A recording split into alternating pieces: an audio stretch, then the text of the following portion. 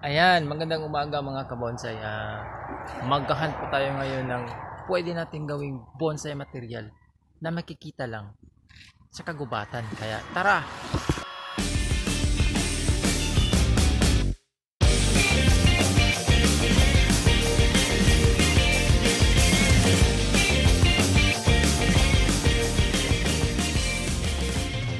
Ayan, nandito po tayo sa gilid ng sapa. Ayan, kita yan sa paan ko.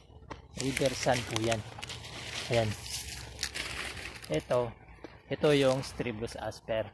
Pwede natin gawing bonsai material. Pero ayoko munang kunin kasi nandito siya sa gilid ng sapa. Siya ang nag-hold sa lupa para hindi gumuho. Kukunin na natin to kapag malaki. Hindi, joke lang. Hindi, wag natin kunin kapag nasa gilid ng sapa, kapag maliit pa. Tsaka makikita natin yung galaw niya. Ayan, matagal-tagal pa bago maging mabuo yung bonsai na gusto natin gawin sa kanya. Kaya wag muna, palakihin pa natin kahit konti lang. Ayan, wala po akong makitang pwede natin gawing bonsai material sa gilid ng sapa, kaya subukan natin dito sa pagpang kung meron ba. Kaya tara. Ayan. Hirap po maging bonsai hunter kasi napakainit, tsaka masalimuot yung, ayan, ganyan yan, mahirap. Ayan, mayroon ako nakita. Ayan, ayan, ayan, tawag po dyan ay candle tree. Ayan, candle tree. Ayan, yung tapering niya ay pwede na rin, pero ayoko ng candle tree kasi marami dito. Kaya gusto ko yung kunin yung mga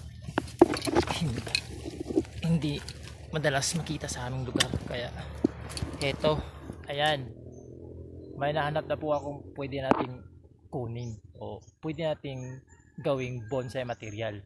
Ito po yung tugas bato o kilala bilang Vitex parviflora. Ayan, ayan, ayan. Hindi pa siya buo, pero gusto ko sanang gumawa ng penging, yung maraming ganito maliliit, yung small penging style na bonsai. Kaya ito na muna kasi ayaw kong pumutol ng mas malaki, tsaka nakakasama pag pinutol mo yung malalaki na tugas sa kagubatan. Kaya ito muna.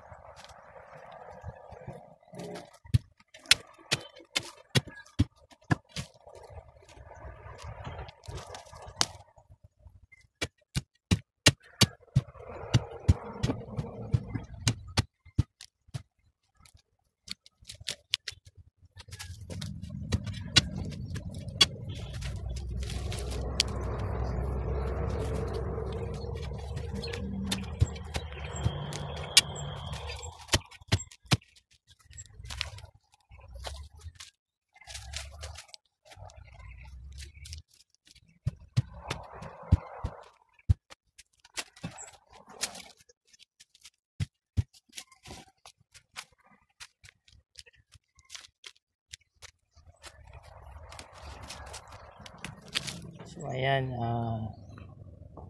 ito po yung ano niya, hair roots. Pinutol ko siya dito kasi hindi na bagay, masyadong mataas kapag tumubo yung nutrients niya hanggang paibaba. Kaya pinutol ko para yung mga ugat niya, itong mga hair roots na to ay mabilis lumaki. Ayan. Ayan. Dito na po natapos yung vlog natin. Tugas pa to pang penging.